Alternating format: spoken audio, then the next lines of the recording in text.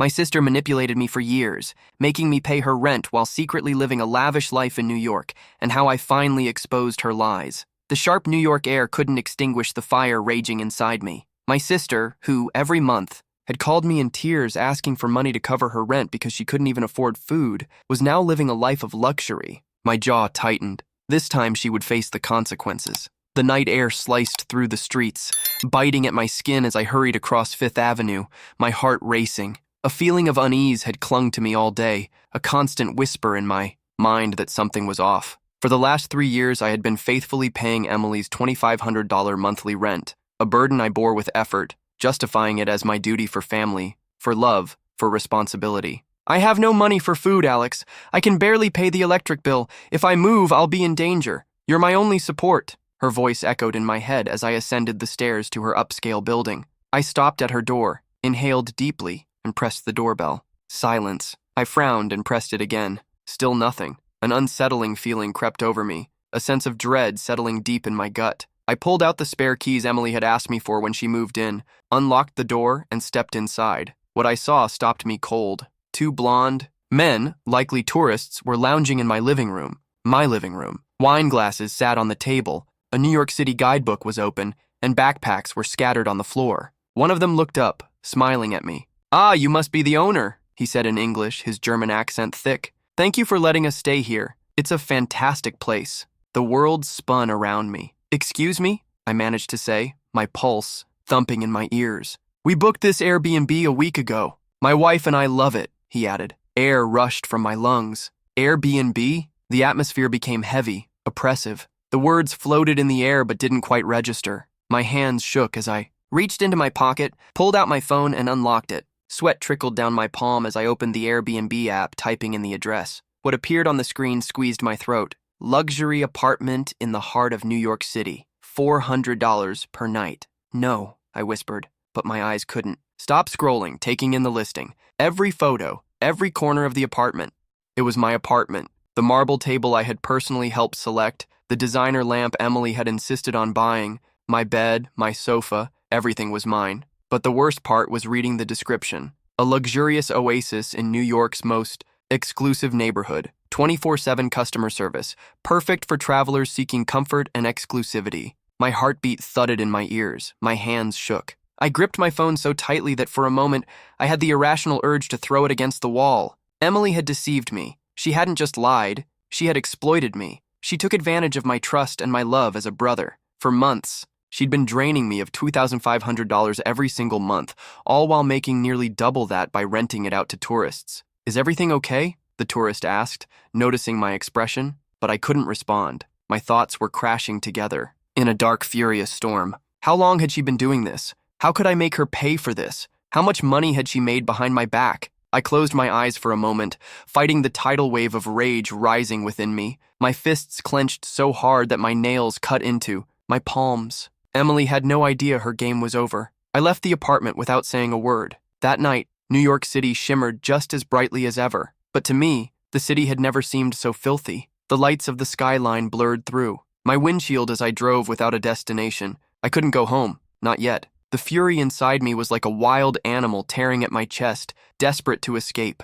I slammed the gas pedal down. I needed to think. Emily had scammed me. This wasn't just about money. It was about betrayal, manipulation, blatant mockery. How long had this been going on? Had she been lying to me the whole time about being broke? My hands gripped the steering wheel so tightly that my knuckles went white. I couldn't act on impulse. I couldn't just call her and scream. I had to destroy her carefully, intelligently, with precision. I pulled into a 24-hour cafe and pulled out my phone. The Airbnb listing was still open. I took a deep breath, my fingers numb, and did the first thing that came to mind. I opened Instagram. Emily Morgan, Luxe Life. The first few photos made my stomach churn. There she was on the terrace of the Four Seasons Hotel in downtown New York, holding a glass of champagne with the Manhattan skyline behind her. Emily posing with an extravagant 3 Michelin star dish. Emily at the Plaza Hotel pool in a bikini, holding a cocktail with the caption, "Work hard, enjoy harder." The irony almost made me laugh. Work hard? I kept scrolling. There were countless pictures like this. Emily in designer outfits, Emily with luxury luggage at the airport, Emily dining at the most exclusive spots in New York City. Each post felt like a slap to my face. How many of these lavish experiences had she stolen from me? A bitter lump rose in my throat, but it only got worse when I opened her story highlights and saw a folder titled, My Sweet Home. I clicked on the first video, and there it was, my apartment. But it wasn't a home anymore. It was a luxury showroom for tourists. Emily filmed the living room, the kitchen, the view from the balcony. I worked so hard to get this place, but it was worth it, she sweetly narrated. The next video showed a foreign couple, smiling at the camera. Welcome to New York, guys. Hope you enjoy your stay in my apartment. My phone almost slipped from my hands. Oh my God, I muttered, my blood beginning to boil. I shut my eyes, taking a deep breath. This wasn't just a lie anymore. This was an outright insult. Alexander, where are you? 3 dots appeared on the screen, then a message. Emily at home. Why? I bit my tongue. At home? I checked the time. 12:23 a.m. I reopened the Airbnb app, and my apartment's listing was still live, booked until Saturday. Where the hell is she? Clenching my jaw, I scrolled through her stories until I found what I was looking for. Location: the Plaza Hotel. 2 hours ago, she had posted a story from the hotel bar, holding a cocktail with the caption, "A toast to the life I deserve." I let out a dry laugh. The life you deserve? We'll see about that. I started the car and pulled out, knowing Emily had no clue what was coming. The engine roared through the quiet night of New York as I drove toward the Plaza Hotel. My hands were still tight on the wheel, my jaw clenched to the point of pain. My mind wasn't clear, just a single image flashing over and over. Emily raising her glass, toasting to the life she thought she deserved, while I was the one paying her rent. No, not anymore. I swerved sharply into Columbus Circle and parked right in front of the Grand Hotel. Stepping out of the car with quick strides, I felt my fury pulse through my chest with every beat of my heart. She had no idea I had figured her out. The lobby of the Plaza Hotel was a grand display of marble floors and crystal chandeliers, but I couldn't care less. My eyes scanned the room until they landed on her. Emily was at the bar, relaxed and smiling, comfortably settled on a velvet couch with a glass of Dom Perignon in hand. She wasn't alone. Across from her sat a suited man, laughing and leaning toward her in a clearly flirtatious manner.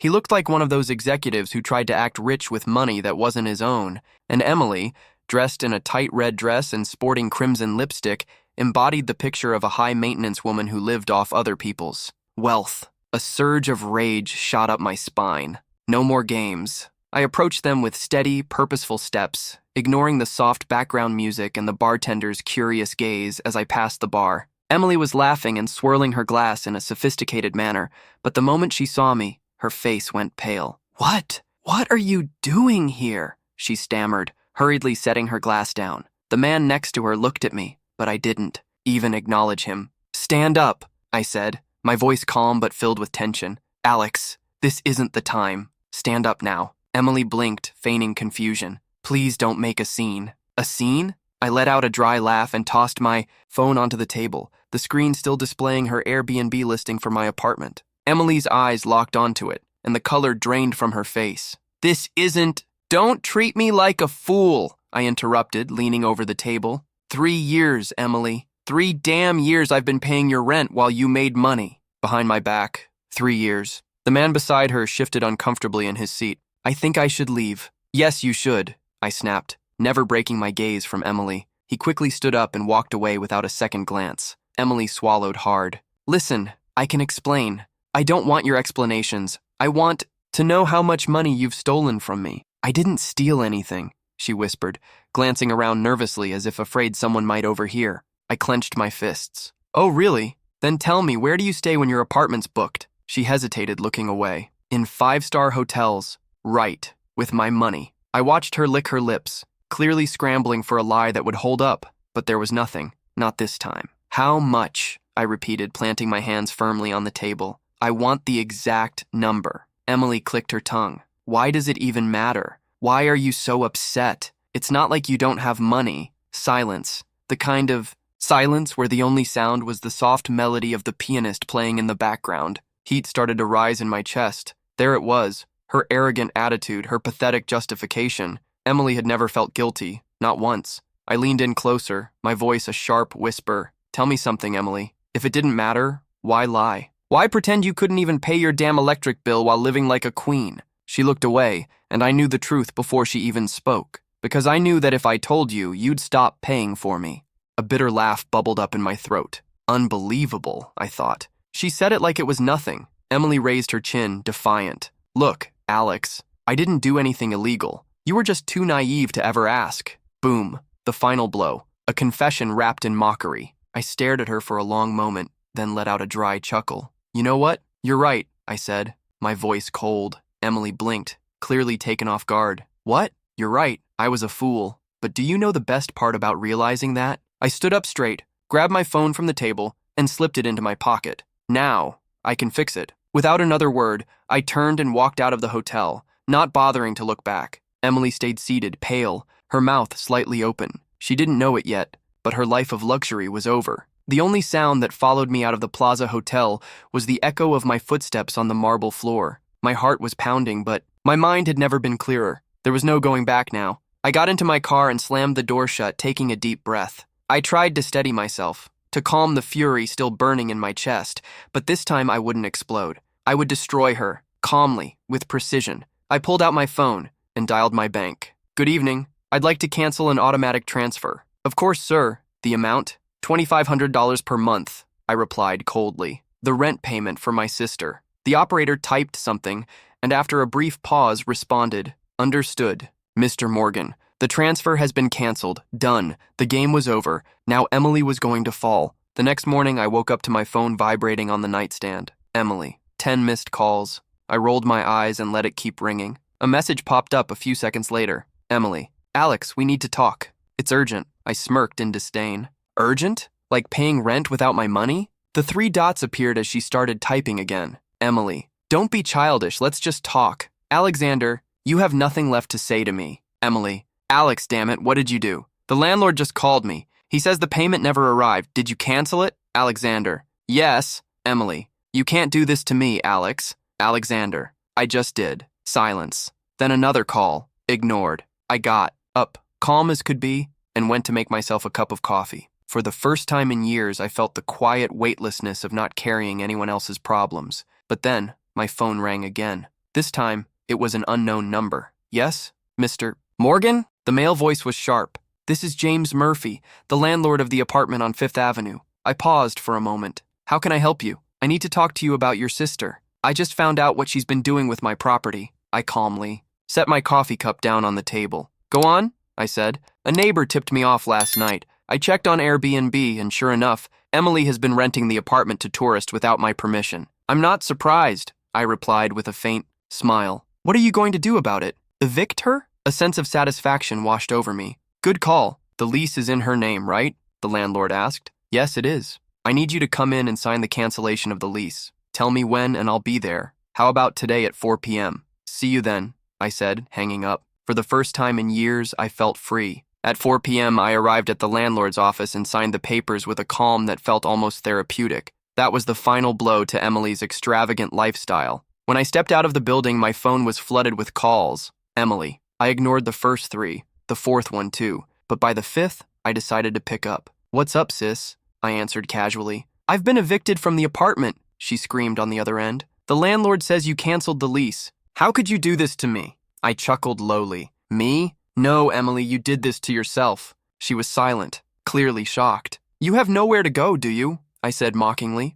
Alex, please, she cried. I don't have a home, I don't have money, I don't have anything. Welcome to reality, Emily. Silence, then a muffled sob. Alex, I can't live on the street, she sobbed. Not my problem. But I'm your sister, she pleaded. I thought you were my sister too, but you only saw me as an ATM. Another long silence, but this time she knew she had lost. Tell me, Emily, I added coldly. What luxury hotel will you be staying in tonight? She didn't answer. I thought you worked hard for the life you deserve, right? I continued. She sobbed harder. Don't call me again, I said, then hung up and blocked her number. Standing on the sidewalk, I took a deep breath and enjoyed the cool evening air. For the first time in years, I wasn't weighed down by anyone else's problems. Emily would finally learn what it meant to make a living on her own, but it wouldn't be with my money. The sound of rain against the windows of my apartment in Los Angeles filled the quiet of the night.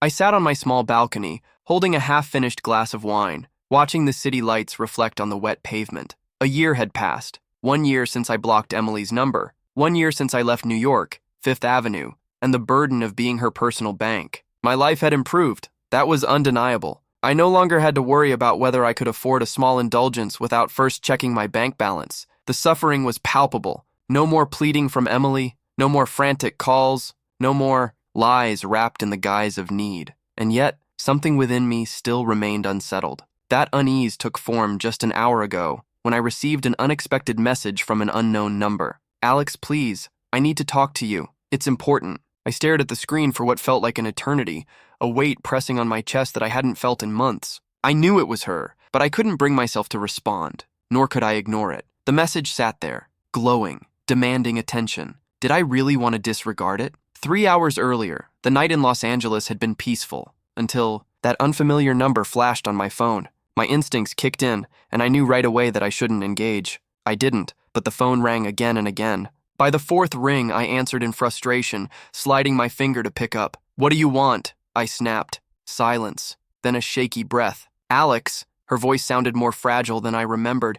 Don't hang up, please. I gritted my teeth. My first urge was to hang up, block her, and move on with my life, but something in her voice stopped me. For the first time in years, Emily didn't sound arrogant. She didn't sound like the untouchable woman who always believed she could get away with anything. She sounded broken. We have nothing to talk about, I said coldly. Yes, we do, she whispered. We've had it all this time, but you never wanted to listen to me. I let out a bitter laugh. Listen to you? After you stole from me? After you lied to my face for years? Her next words took me off guard. I know. I frowned. You know? Yes, she said quietly. And I'm sorry. The silence stretched on. I leaned my elbow on the table, rubbing the bridge of my nose. What was I supposed to do with that? Emily, I don't care, I said flatly. I'm in New York in a horrible hostel in the Bronx, she continued. I shut my eyes. Not my problem. I know, she replied softly, but not in a mocking way, not like before.